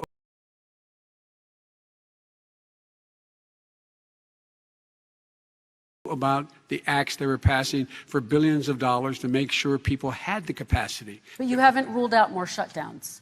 Well, no, I'm not shutting down the neighbor, but there are, look, you need standards. The standard is if you have a reproduction rate in a community that's above a certain level, everybody says, slow up, more social distancing, do not open bars and do not open gymnasiums, do not open until you get this under control, under more control. But when you do open, give the people the capacity to be able to open and have the capacity to do it safely. For example, schools. Schools, they need a lot of money to open. They need to deal with ventilation systems. They need to deal with smaller classes, more teachers, more pods. And he's refused to support that money, or at least up to now. Let's talk about schools. President Trump, I think we have to respond, if I might. Please, and then I have a follow-up. Thank you, and I appreciate that. Look, all he does is talk about shutdowns, but forget about him. His Democrat governors, Cuomo in New York, you look at what's going on in California, you look at Pennsylvania, North Carolina, Democrats all, they're shut down so tight and they're dying. They're dying. And he supports all these people. All he talks about is shutdowns. No, we're not going to shut down, and we have to open our schools. And it's like, as an example, I have a young son. He also tested positive. By the time I spoke to the doctor the second time, he was fine. It just went away. Young people, I guess it's their immune system. Let me follow up with you, President Trump. You've demanded schools open in person and insist they can do it safely. But just yesterday, Boston became the latest city to move its public school system entirely online after a coronavirus spike. What is your message to parents who worry that sending their children to school will endanger not only their kids, but also their teachers and families? I want to open the schools. The transmittal rate to the teachers is very small, but I want to open the schools. We have to open our country. We're not going to have a country. You can't do this. We can't keep this country closed. This is a massive country with a massive economy. People are losing their jobs. They're committing suicide. There's depression, alcohol, drugs at a level that nobody's ever seen before. There's abuse, tremendous abuse. We have to open our country. You know, I've said it often. The cure cannot be worse than the problem itself. And that's what's happening. And he wants to close down. He'll close down the country if one person in our massive bureaucracy says we should close it down. Vice President Biden, your response. Simply not true. We ought to be able to walk and chew gum at the same time. We ought to be able to safely open, but when they need resources to open. You need to be able to, for example, if you're going to open a business, have social distancing within the business. You need to have, if you have a restaurant, you need to have plexiglass dividers so people cannot infect one another. You need to be in a position where you can take testing rapidly and know whether a person is in fact infected. You need to be able to trace. You need to be able to provide all the resources that are needed to do this. And that is not inconsistent with saying that what We're going to make sure that we open safely. And by the way, all you teachers out there, not that many of you are going to die, so don't worry about it. So don't worry about it. Come on. President Trump, let me follow up with you quickly. By the way, I will say this. If you go and look at what's happened to New York, it's a ghost town. It's a ghost town. And when you talk about plexiglass, these are restaurants that are dying. These are businesses with no money. Putting up plexiglass is unbelievably expensive, and it's not the answer. I mean, you're going to sit there in a cubicle wrapped around with plastic. These are businesses that are dying, Joe. You can't do that to people. You just can't. Take a look at New York and what's happened to my wonderful city for so many years. I loved it. It was vibrant. It's dying. Everyone's leaving New York. Take a look at what New York has done in terms of turning the curve down in terms of the number of people dying. And I don't look at this in terms of the way he does. Blue states and red states. They're all the United States. And look at the states that are having such a spike in the coronavirus. They're the red states. They're the states in the Midwest. They're the states in the upper Midwest. That's where the spike is occurring significantly. But they're all Americans. They're all Americans. And what we have to do is say, wear these masks, number one. Make sure we get the help that the businesses need that has money's already been passed to do that. It's been out there since the beginning of the summer, and nothing's happened. President, New York has lost more than 40,000 people, 11,000 people in nursing homes. President Trump, what when you say spike, take a look at what's happening in Pennsylvania, where they've had it closed. Take a look at what's happening with your friend in Michigan, where her husband's the only one allowed to do anything. It's been like a prison. Now it was just ruled unconstitutional. Take a look at North Carolina. They're having spikes, and they've been closed. And they're getting killed financially. We can't let that happen, Joe. You can't let that happen. We have to open up. And we understand the disease. We have to protect our seniors. We have to protect our elderly. We have to protect especially our seniors with heart problems and diabetes problems. And we will protect them. We have the best testing in the world by far. That's why we have so many cases. Let me follow up with you before we move on to our next section. President Trump, this week you called Dr. Anthony Fauci, the nation's best-known infectious disease expert, quote, a disaster. You described him and other medical experts as, quote, idiots. If you're not listening to them, who are you listening to as you fight this? I'm listening to all of them, including Anthony. I get along very well with Anthony. But he did say, don't wear masks. He did say, as you know, this is not going to be a problem. I think he's a Democrat, but that's okay. He said, this is not going to be a problem. We are not going to have a problem at all. When Joe says that, I said, Anthony Fauci said, and others, and many others, and I'm not knocking him a lot. Nobody knew. Look, nobody knew what this thing was. Nobody knew where it was coming from, what it was. We've learned a lot. But Anthony said, don't wear masks. Now he wants to wear masks. Anthony also said, if you look back, exact words, here's his exact words. This is no problem. This is going to go away soon. So he's allowed to make mistakes. He happens to be a good person. Vice President Biden, your response quickly, and then we're going to move on to the next section. My response is that think about what the president knew in January and didn't tell the American people. He was told this was a serious virus that spread in the air, and it was much worse than the flu. He went on record and said to one of your colleagues, recorded, that in fact he knew how dangerous it was, but he didn't want to tell us. He didn't want to tell us because he didn't want us to panic. He didn't want us. Americans don't panic. He panicked. But guess what? In the meantime, we found out in the New York Times the other day that, in fact, his folks went to Wall Street and said this is a really dangerous thing. And a memo out of that meeting, not from his administration, but from some of the brokers, said sell short because we got to get moving. It's a dangerous problem. Well, this is I'm going to give you 30 seconds to respond, and then we're going to move Street on. One, I don't know. Somebody went to Wall Street. You're the one that takes all the money from Wall Street. I don't take it. You have raised a lot of money, tremendous amounts of money. And every time you raise money, deals are made, Joe. I could raise so much more money. As president and as somebody that knows most of those people, I could call the heads of Wall Street, the heads of every company in America. I would blow away every record, but I don't want to do that because it puts me in a bad position. And then you bring up Wall Street. You shouldn't be bringing up Wall Street because you're the one that takes the money from Wall Street, not me. I could blow away your records that, like you wouldn't believe. We don't need money. We have plenty of money. In fact, we beat Hillary Clinton with a tiny fraction of the money that she was able to. All right, gentlemen, we're going to move on. Don't tell me about Wall Street. Average contribution, $43. All right, we're going to move on to our next section, which is national security. And I do want to start with the security of our elections and some breaking news from overnight. Just last night, top intelligence officials confirmed again that both Russia and Iran are working to influence this election. Both countries have obtained U.S. voter registration information, these officials say, and Iran sent intimidating messages to Florida voters. This question goes to you, Mr. Vice President. What would you do to put an end to this threat? You have 2 minutes uninterrupted. I made it clear, and I ask everyone else to take the pledge. I made it clear that any country, no matter who it is, that interferes in American elections will pay a price. They will pay a price. And it's been overwhelmingly clear this election, I won't even get into the last one, this election, that Russia has been involved, China has been involved to some degree, and now we learn that Iran is involved. They will pay a price if I'm elected. They're interfering with American sovereignty. That's what's going on right now. They're interfering with American sovereignty. And to the best of my knowledge, I don't think the president said anything to Putin about it.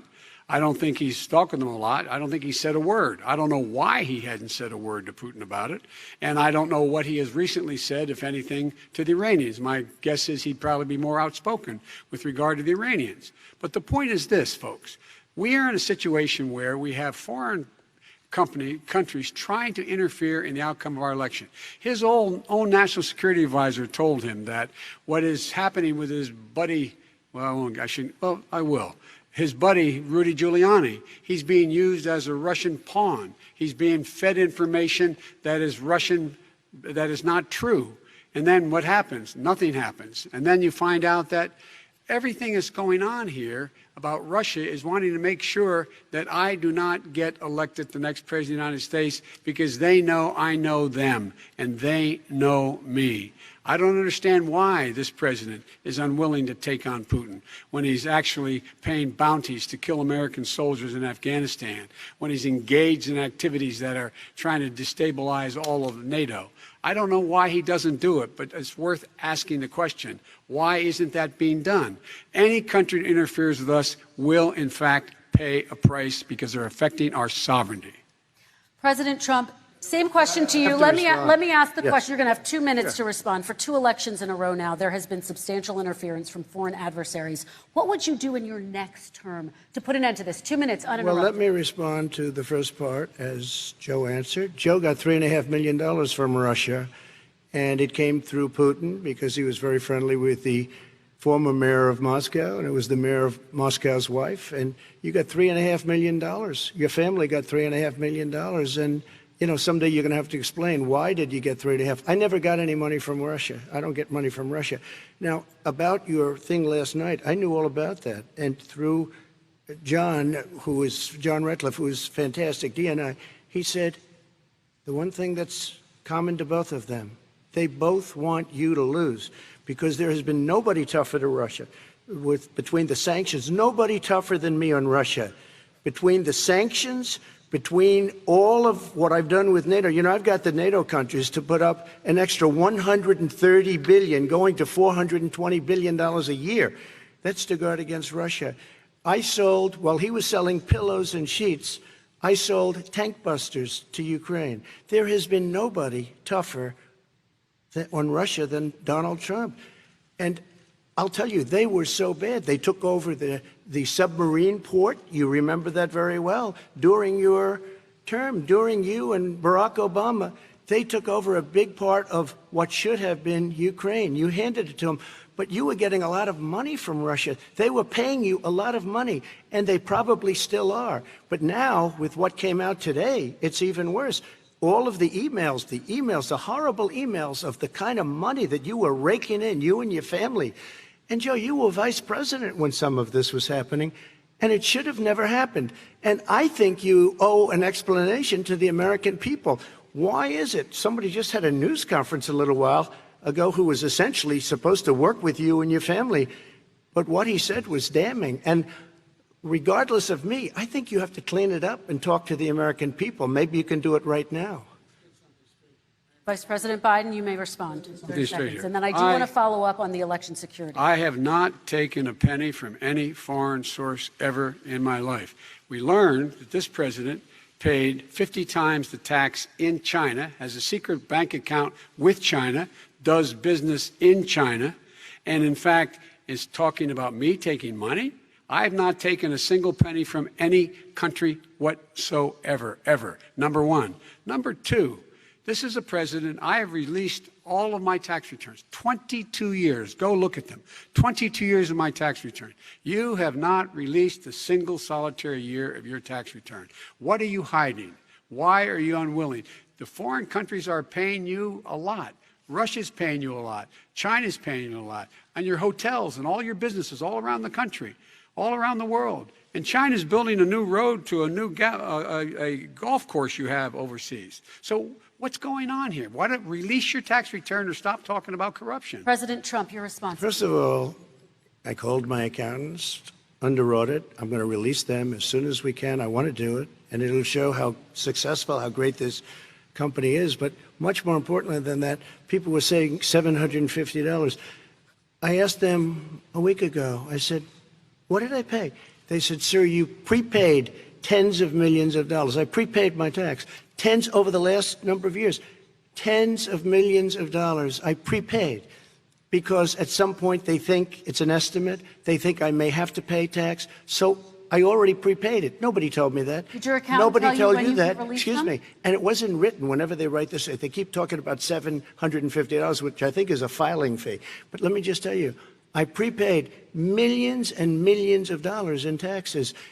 Number one. Number two, I don't make money from China. You do. I don't make money from Ukraine. You do. I don't make money from Russia. You made $3.5 million, Joe, and your son gave you. They even have a statement that we have to give 10% to the big man. You're the big man, I think. I don't know. Maybe you're not, but you're the big man, I think. Your son said we have to give 10% to the big man.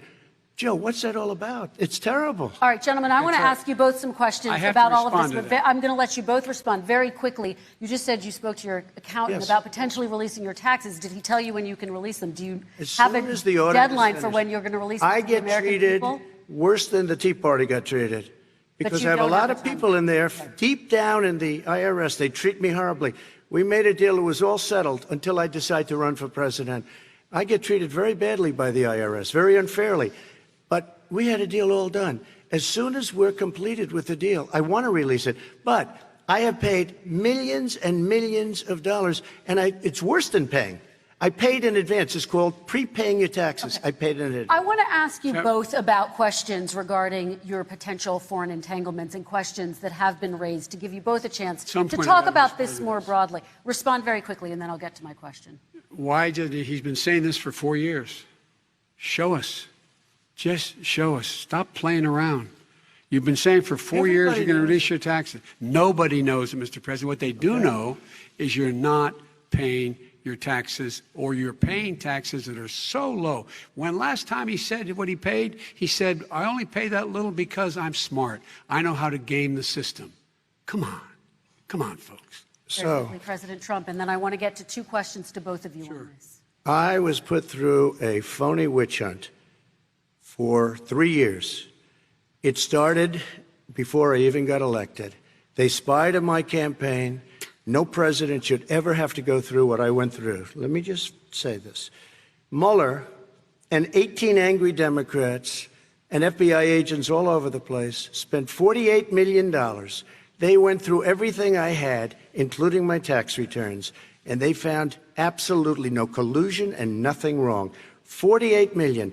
I guarantee you, if I spent $1 million on you, Joe, I could find plenty wrong. Because All right. the kind of things that you've done and the kind of monies that your family has taken, I mean, your brother made money in Iraq, millions of dollars. Your other brother made a fortune, and it's all through you, Joe. And they say you get some of it, and you do live very well. You have houses all over the place. You live very well. All right, gentlemen, let me just ask some questions about all of this broadly. Vice President Biden, there have been questions about the work your son has done in China and for a Ukrainian energy company when you were vice president. In retrospect, was anything about those relationships inappropriate or unethical?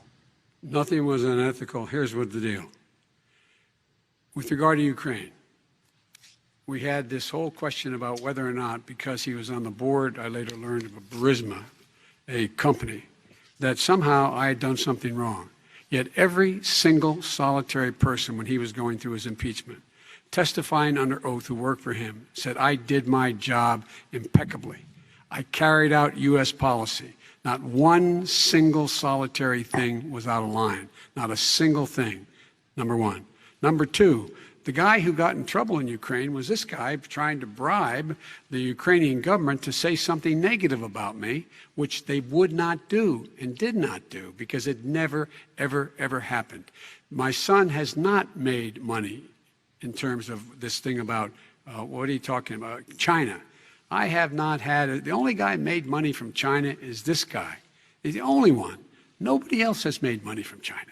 Never President to Trump, deal with let me China. let me By the ask way, my question to you. But and could then I just you'll- one thing? Very quickly. His son didn't have a job for a long time, was sadly no longer in the military service. I won't get into that. And he didn't have a job. As soon as he became vice president, Burisma, not the best reputation in the world. I hear they paid him $183,000 a month. Listen to this. 183, and they gave him a $3 million upfront payment. All right. And he had no energy. I'm going to let the vice president That's respond to that quickly, 100% and then I need to get to a dishonest. question to you. Very No quickly, Mr. basis Vice for that. Everybody investigated that. No one said anything he did was wrong in Ukraine. Okay, President Trump, this is for you. Since you took office, you've never divested from your business. You've personally promoted your properties abroad. A report this week, which was referenced, does indicate that your company has a bank account in China. So how can voters know that you don't have any foreign conflicts of interest? I have many bank accounts, and they're all listed, and they're all over the place. I mean, I was a businessman doing business. The bank account you're referring to, which is everybody knows about it, it's listed. The bank account was in 2013. That's what it was. It was opened it was closed in 2015, I believe. And then I decided, because I was thinking about doing a deal in China like millions of other people. I was thinking about it, and I decided I'm not going to do it. Didn't like it. I decided not to do it. Had an account open, and I closed it. Okay. Excuse me. And then, unlike him, where he's vice president and he does business, I then decided to run for president after that. That was before. So I closed it before I even ran for president, let alone became president. Big difference. He is the vice president of the United States, and his son, his brother, and his other brother are getting rich. They're like a vacuum cleaner. They're sucking up money President every Trump, place thank he you. goes. We do Not need to true. move on. I do want to ask you, Vice President Biden, about China. Let's talk about China more broadly. Of course, President Trump has said that they should pay for not being fully transparent in regards to the coronavirus. If you were president, would you make China pay? And please be specific. What would that look like? What I'd make China do is play by the international rules, not like he has done. He has caused the deficit of China to go up, not down, with China, up, not down. We are making sure that in order to do business in China, you have to give all your intellectual property. You have to have a partner in China. It's 51%. We would not do that at all, number one. Number two, we're in a situation where China would have to play by the rules internationally as well. When I met with Xi, when I was still vice president, he said we're setting up air identification zones in the South China Sea. You can't fly through them. I said we're going to fly through them. We just flew B-52, B-1 bombers through it. We're not going to pay attention. They have to play by the rules. And what's he do? He embraces guys like the thugs like in North Korea and the Chinese president and Putin and others, and he pokes his finger in the eye of all of our friends, all of our allies. We make up we're 25% of the world's economy. We need to be having the rest of our friends with us saying to China, these are the rules. You play by them or you're going to pay the price for not paying by them economically. That's the way I will run it, and that's what we did in upholding steel tariffs and a range of other things when we were president and vice president. All right, let's talk about North Korea. Excuse me, no, I have to Yes. respond to that. Okay, very quickly, and then His we're son going to move walked on out to with North $1.5 Korea. billion from China to Not manage after true. spending 10 minutes in office and being in Air Force Two, number one. Number two, there's a very strong email talking about your family wanting to make $10 million a year for introductions. President Trump, on China policy, though, what No, but wait a specifically are minute. you going to do? What specifically are you going to do to make China pay? You've said you're going First to of make all, them pay. China is paying. They're paying billions and billions of dollars. I just gave New $28 billion. sanctions? New sanctions? I just gave $28 billion to our farmers. because Taxpayers' China, money. It's what? Taxpayers' money didn't No, come no, from yeah, China. you know who the taxpayer is? It's called China. China paid true. $28 billion, and you know what they did to pay it, Joe? They devalued their currency, and they also paid up. And you know who got the money? Our farmers, our great farmers, because they were targeted. You never charged them anything. Also, I charged them 25% on dumped steel because they were killing our steel industry. We were not going to have a steel industry. Okay. And now we have a steel Okay, industry. Vice President Biden, your response, please. My response is, look, this isn't about, there's a reason why he's bringing up all this malarkey. There's a reason for it.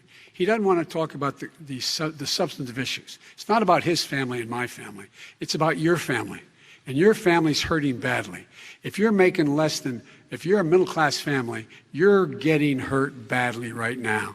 You're sitting at the kitchen table this morning deciding, well, we can't get new tires, they're bald because we have to wait another month or so. Or are we going to be able to pay the mortgage? Or who's going to tell her she can't go back to community college? They're the decisions you're making in the middle-class families like I grew up in Scranton and Claymont. They're in trouble. We should be talking about your families, but that's the last thing he wants to talk about. I want That is a to talk about typical North statement. Korea. Excuse me, just I do for want 1 to turn second, to please. 10 seconds, Mr. President. That's 10 a seconds. typical political statement. Let's get off this China thing, and then he looks, the family, around the table, everything. Just a typical politician when I see that. Let's talk I'm about not North a typical Korea now. politician. Okay, That's why I got President elected. Let's get off the subject of China. Let's talk around, sitting around the table. All right. Come on, Joe, you can do better. We're going to talk about North Korea now. President Trump, you've met with North Korean leader Kim Jong-un 3 times. You've talked about your beautiful letters with him. You've touted the fact that there hasn't been a war or a long-range missile test. And yet North Korea recently rolled out its biggest ever intercontinental ballistic missile and continues to develop its nuclear arsenal. Do you see that as a betrayal of the relationship you forged? Just 30 seconds here because we need to get on to the next So segment. when I met with Barack Obama, we sat in the White House right at the beginning, had a great conversation. It was supposed to be 15 minutes, and it was well over an hour. He said the biggest problem we have with North Korea. He indicated we will be in a war with North Korea. Guess what? It would be a nuclear war, and he does have plenty of nuclear capability. In the meantime, I have a very good relationship with him. Different kind of a guy, but he probably thinks the same thing about me. We have a different kind of a relationship. We have a very good relationship, and there's no war. And you know, about 2 months ago, he broke into a certain area. They said, oh, there's going to be trouble. I said, no, they're not, because he's not going to do that. And I was right. Look, instead of being in a war where millions of people, Seoul, you know, is 25 miles away, millions and millions, 32 million people in Seoul, millions of people would be dead right now. President we Trump, don't have that's a war, 30 and seconds. I have a good Thank relationship. you. Vice President Biden, to you. North Korea conducted 4 nuclear tests under the Obama administration. Why do you think you would be able to rein in this persistent threat right Because now? I'd make it clear, which we were making clear to China, they had to be part of the deal. Because here's I made it clear, and as a spokesperson of the administration when I went to China, that they said, why are you moving your missile defense up so close? Why are you moving more forces here? Why are you continuing to do military maneuvers with South Korea? I said, because North Korea is a problem, and we're going to continue to do it so we can control them. We're going to make sure we can control them and make sure they cannot hurt us. And so if you want to do something about it, step up and help. If not, it's going to continue. What has he done? He's legitimized North Korea. He's talked about his good buddy who's a thug, and he talks about how we're better off. And they have much more capable missiles, able to reach U.S. territory much more easily than ever did before. Let me follow up with you, Vice President Biden. You've said you wouldn't meet with Kim Jong-un without preconditions. Are there any conditions under which you would meet with him? On the condition that he would agree that he would be drawing down his nuclear capacity to get that the Korean Peninsula should be nuclear-free zone. All right, let's move on to American families. Kristen, they tried Very to quickly, meet with 10 him. seconds, They President. tried to meet with him. He wouldn't do it.